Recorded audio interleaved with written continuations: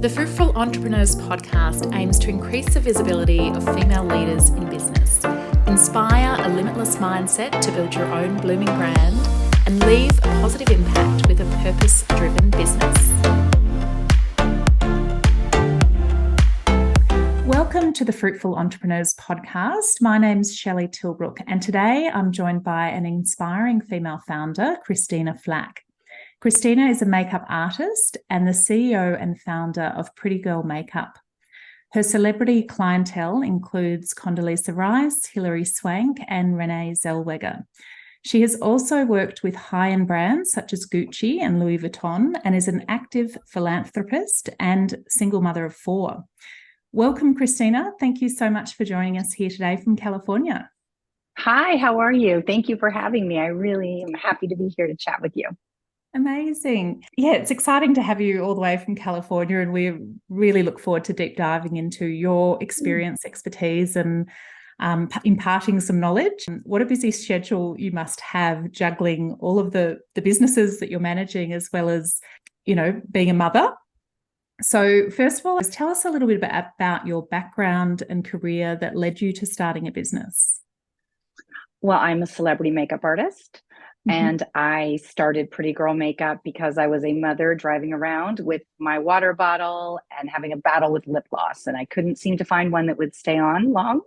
So I thought, well, it can't be that hard to create my own that wasn't drying and dehydrating and damaging to the lips. So I worked with a beauty chemist, and for almost a year, it took significantly longer than I had thought. I thought, oh, it'll be done in a week and out in stores. And I was very mistaken. And that's probably part of the thing of being an entrepreneur that, we don't know. You're not handed a book like, okay, now you're a CEO. It's just you learn as you go, and it's a lot longer. But I think if you're enjoying the process, you'll succeed, and not going into it just thinking about how much money you're going to make. Because at the beginning, you don't make any money. You keep putting it back into the business. And so I think if you are enjoying the process and what you're doing, you will succeed. It's just going to take a minute. Yeah, no, I think that's really sound advice. So in terms of when you started the business, what did you find most out of your comfort zone, or did you have a bit of a business background or knowledge in running a business? That's a great question. The most uncomfortable part for me is definitely the business part. I didn't know what a business plan was. I didn't know how to do it. That's why I just was self-funded at the beginning.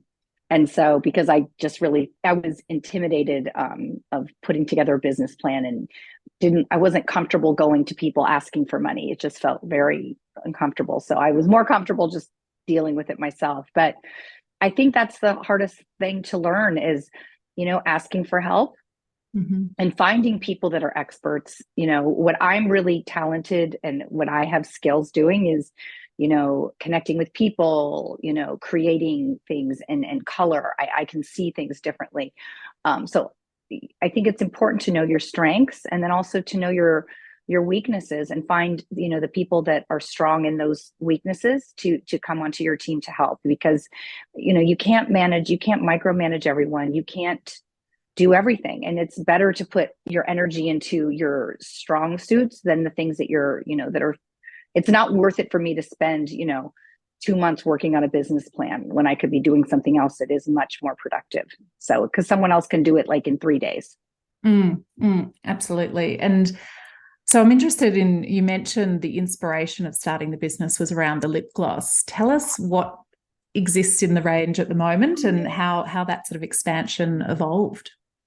Well, I think it was just, I kept trying. Every lip gloss I tried on was like, I'd have a sip of water and it was gone. Or I'd put one on that was matte, then it was so dry, my lips were raw. And so I couldn't find one that was, one was too, it was like, one was too long, so one was too dry, and one was too wet. It was just too many of everything. And I just needed one that was long lasting. And so I met with my chemist, and we formulated with all these different natural oils that are actually good for your skin. They're anti-aging, anti-oxidizing for your skin. It's like I jokingly call it nuclear waste because it stays on forever. It stays on a really long time. So, and you can put it on top of your lip gloss. I mean, on top of your lipstick or lip pencil to get that shine. You can layer the colors. It's all, I'm very proud of all the colors and the longevity of it. And it's been my business for a really long time now. And so we're expanding. I'm doing a new company called I'm Too Busy. I'm also a beauty expert on NBC on California Live. So I do that as well. I go on and I talk about wellness and beauty. And then I still work as a makeup artist. So I'm doing photo shoots and I have different clients. So that keeps me busy. And my kids are grown pretty much, except for my youngest, who's 17. So I have a lot more time than I had before. And I also write, articles for magazines and online publications. So there's a lot going on. I'm starting a new TV show that I'm going to host called I'm Too Busy, and to go along with my new brand. So I'm looking forward to that. That's going to be 24 episodes. So that's a lot. Amazing. That's incredible. Yes. Yeah. So I was going to ask you about building your personal brand. So obviously, to be the sought out makeup artist was one step, but in developing the new business or the product based business, did you have a particular strategy to drive your own personal brand to support the business growth, or is that something that's just evolved naturally as time's gone on with getting publicity for it? I didn't expect to be out in front of the camera as much as I am now, but it just kind of happened, especially during COVID. I started doing podcasts and then, I'm going on NBC on California Live. I didn't realize that I was actually starting to be part of my brand, which is really interesting and nothing that I had expected, but it kind of makes sense. I still am a working makeup artist. So I think they both of my careers help the other. Being a CEO helps me being a makeup artist because, it shows, that I have a really good work ethic and that I've got this brand. And then also for being a makeup artist, they all just kind of go together. So they help, one helps the other. Absolutely. Have you found, in terms of the product development or in terms of growing the business, have you had to develop, how to pitch to get into your product into certain stores? Or tell us about how you've managed to expand the business itself. Just kind of the beauty industry is constantly changing. We depend a lot more on social media and in influencers, and that didn't exist 10 years ago. So you have to kind of be open to flowing with all the constant change, because once the algorithm changes and you got to figure out a new one, there's just so much change, and you have to be okay with that and just kind of float with it and know it's all going to change and it's all going to be okay. So I just try to not get too attached to one thing because something's going to change. Magazines and beauty editors were everything when I started, and now magazines barely exist anymore, unfortunately. And so now there's all these influencers, and it's very different, and it's complicated because you're not, you pay an influencer, but you're not guaranteed any of that investment back. So it's complicated. And then, using the algorithms to help your business, that's important now. And, we have to use that as a tool to effectively market the products. So have you found, in terms of the way you're marketing the business, it has evolved or changed dramatically? Or did you start with using social media and influencers as the main driver? Or were you doing magazines early on and that's evolved to being influencers now? I had celebrities that, it was just so different before. It was kind of like you would send celebrities products and they would use it and they would talk about it. And there wasn't this thing like you had to pay them. They were happy to just get free product. And then the beauty, at the magazines, they had the beauty editors. And so they were the ones that you really had to go and kind of kiss up to make sure that they liked you and that you got in. So that was different. There was no such thing as an influencer or social media when I started. None of that existed. So it's really changed dramatically. And you just have to figure out what sometimes we think these things are happening to us, like, oh my gosh, I paid someone this much and it didn't work out. But you have to kind of be able to look at it and go, okay, this didn't work. That means we're going to pivot and turn another direction and try something else. And so I think you just have to be okay with not knowing what's going to work and just keep throwing things out there and see what does work until it does or it doesn't. and just be okay with the change and Yeah. learn from it. Yeah, that's really good advice, because I think nothing stands still. So certainly if you're accepting of change, that's going to help you in Yes. business. And I think no one should stand still anyway. So that's, yeah, really good. Do you have a particular business philosophy or mantra that you think about regularly, or that has sort of held you in good stead throughout your business and career? I think my attitude, I'm very positive. I think also being able, like when my agents call for, to work with different celebrities, different campaigns, I say yes to everything. Nothing, sometimes I will do jobs that are not as lucrative because I want to work with a certain celebrity in a magazine. Like I had the opportunity to work with Rita Moreno and for People magazine. I think I got like $450. Like I don't even, was so insignificant, but to have the opportunity to, paint Rita Moreno's gorgeous face, or Hilary Swank, or, work with Florence and all the different people I work with, it's such a blessing, and you learn from that. And then, you do a good job, and then the photographers and the producers remember, and they want to work with you again, not being difficult, not being demanding, going and doing your job and working as a team member, not just going, oh, I'm the makeup artist, that's all I do. It's not like that. If, the lighting guy needs some help, I'll go do that. Or, if my client needs a cup of tea, I'll go get them a cup of tea. So I just, from that perspective, I do that. And then, with the makeup company, I'm constantly learning something new every day. And learning to bring, investors. So right now we're trying to raise money for the new company. So that's a totally a new challenge. And I have to kind of wrap my head around it, instead of how I normally would think, like, oh, I hate this and I don't like it, I don't want to do it. It's, I get to go meet with this investor, and someone's going to help me. So I think when you turn your perspective to look at it in a positive way, energy is a weird thing. It can help you or it cannot. So if your attitude, if you're going into a meeting and you have a negative, people can read it and they feel it. And when people feel that you're positive and successful and are, energetic and, wanting to do great things, people want to jump on that train. But if you're having this negative doom and gloom and poor me, and no one wants to be a part of that. So it really is important, how you conduct yourself, how you treat people. Everyone notices everything. So it's important to give your best and be the best version of you every day. I think that's incredible that you've seen that sort of insight so early on with developing your business, because I think mindset is probably something that I have slowly got stronger or better at over time. And yeah, I think it makes a huge impact and difference. Definitely. No. And I think it's also, people think, well, you're a CEO and you need to work, 25 hours a day. There's not even 25 hours in a day, but you know what I mean? And I think it's really important to learn self-care, having balance in your life, making sure that you're exercising, that you're resting, that you have some downtime.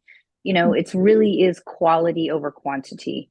And I think if you can learn to have balance and work, as hard as you can during certain hours, and being okay with what some days things just flow super easily and you get tons done. And then there's other days where it just seems like you're churning and nothing's happening. But just being okay with whatever it is that you got done that day and accepting it, like, okay, tomorrow's a new day. And sometimes in the midday, if things are just like not working, it's like, okay, I'm going to shut this down for a while. I'm going to go work out, go for a walk, go do something, and then come back and start over again. Because sometimes things just need to start. You just need to stop and start again. Do you ever have days like that? All the time. Right? Yeah. You just need to pause and reset. Yes. Yeah. Pause and reset. That's exactly it. It's just like, okay, nothing is flowing. I'm going to go make a cup of tea. I'm going to go get my nails done. I'm going to go do something other than what I'm doing, because this is not, Yeah. And do you have a regular routine? Do you have sort of a morning process? Talk us through what that looks like. Yes, I'm pretty disciplined. I wake up, about 6:30 or 7 if I'm not on set. And I just start the day out with, like, okay, I tell myself while I'm in bed, good morning, I love you, and we're going to have a good day.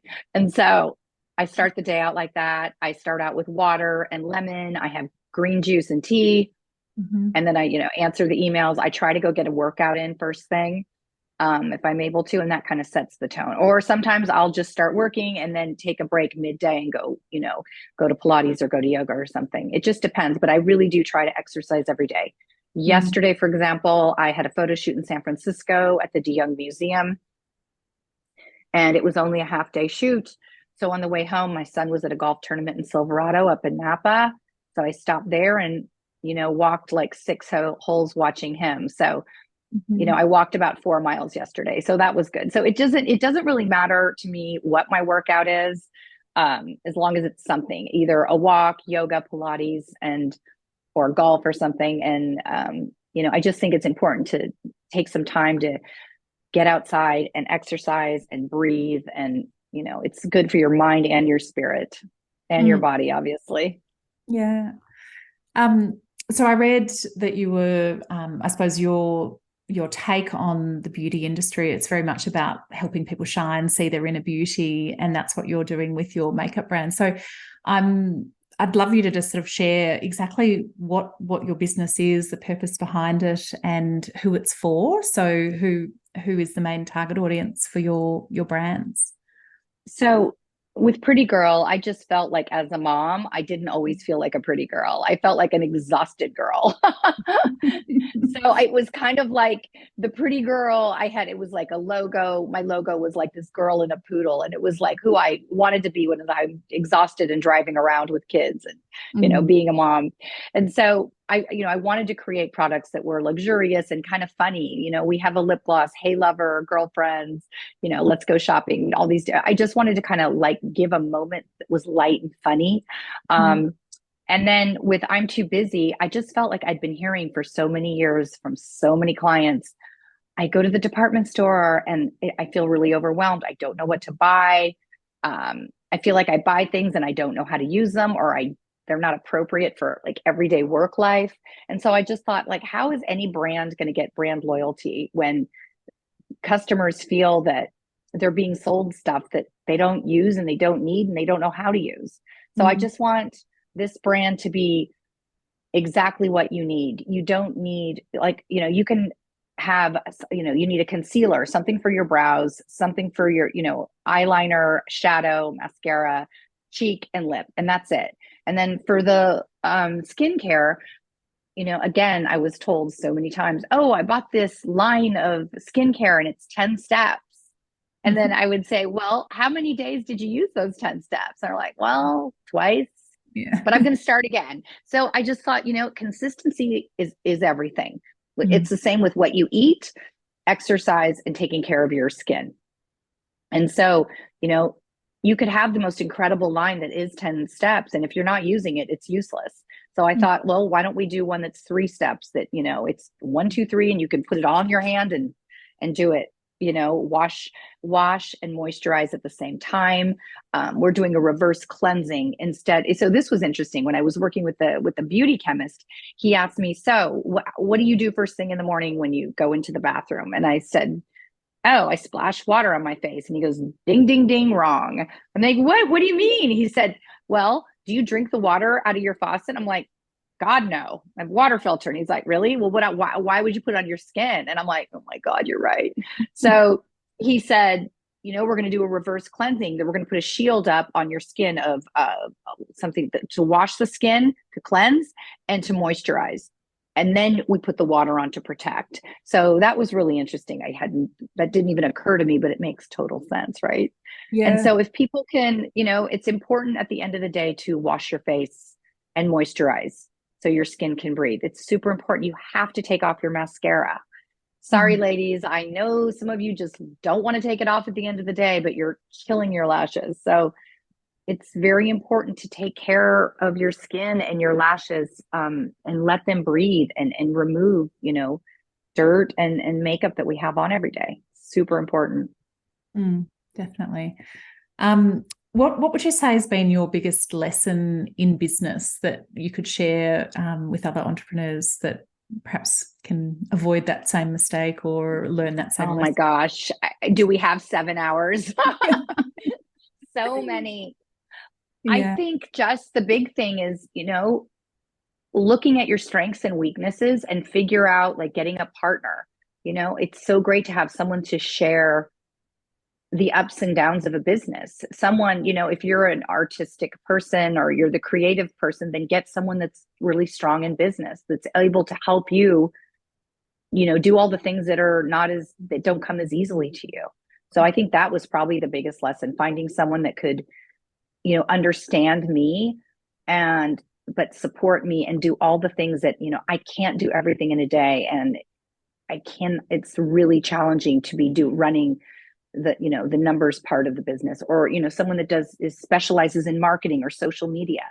Hiring the right people that fit in your team is really important. And I also feel that like giving your team, instead of micromanaging every little thing they do, give them the opportunity to show you some things. Like I'm very open to learning things from anyone on my team.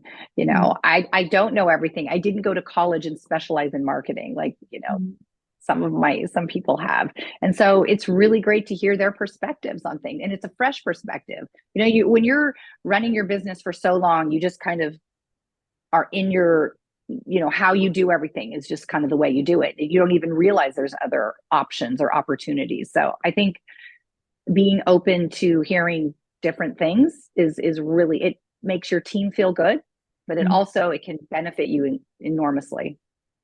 Oh, I think that thank you so much for sharing that. I think that's really valuable for everyone. So what's next for Pretty Girl Makeup? Is there any further changes that you've got planned down the line, or new products coming out? We are going to probably, as soon as we get funded with I'm Too Busy, we're going to revamp Pretty Girl as well and expand it. And so it all takes so much longer, and it is frustrating at times, that you're just trying so hard. You're like, oh, I thought I was going to get all this done months ago, and it's still kind of plodding along. But timing is everything, and you just kind of have to go with it. You can't fight it because there's nothing you can do. So just focus on what you can. So like when things were slow during COVID and everything, I started writing articles. I started speaking more on podcasts. And working more on me as my brand. So when things, when you're handed some very moldy lemons, you have to make lemonade some way, and you have to figure out, okay, well, that's not working. What else can we do? So I think that's probably the biggest lesson I've learned, is just being open to opportunities and not saying no. You never know. When I learned to get comfortable being uncomfortable, which was something that normally if I got that feeling of uncomfortable or scared, I'd be like, oh, I'm not doing that. And now I know being in front of the camera was terrifying to me before. And now, I can go on live TV, and I'm still like, scared, but I'm much more confident being able to speak in front of a live camera. And so that's given me confidence. Just having those opportunities has given me confidence in other areas of my life that I didn't feel as confident. So I learned that those uncomfortable moments actually lead to great things. Yeah, so certainly that's the opportunity for growth, is when you're out of your comfort zone. So yes, definitely resonate with that. And so you were talking about live TV just a moment ago. You've got this new program coming out. Are you able to share any more details about that? You mentioned 24 episodes you've had secured. Yes. So we're going to talk about everyone is too busy. Men and women can relate to that. So I think it's really great that I'm hoping that, men and women will be interested in, this show. And I want to talk to, I'm so lucky that I'm able to have all these incredible different clients in my life. So I'm making a list together of all the different clients I have I'm just going to ask them, will you speak with me for 5 minutes on my show? And just here, I'm going to ask them, okay, look, you've reached these incredible successes in your life. What led you to that?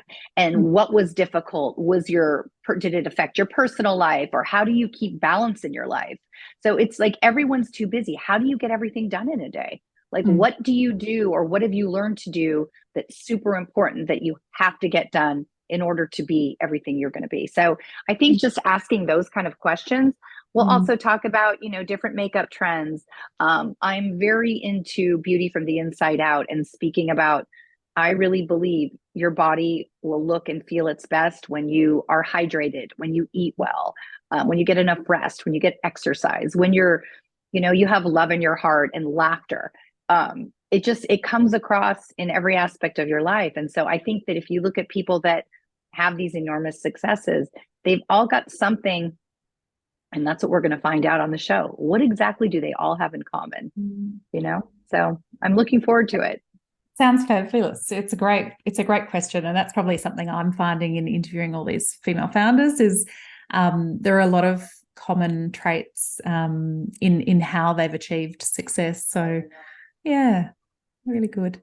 And yeah, I suppose in terms of how people can get in touch with you or how they can find you, if you've got websites, tell us. Yes, of course.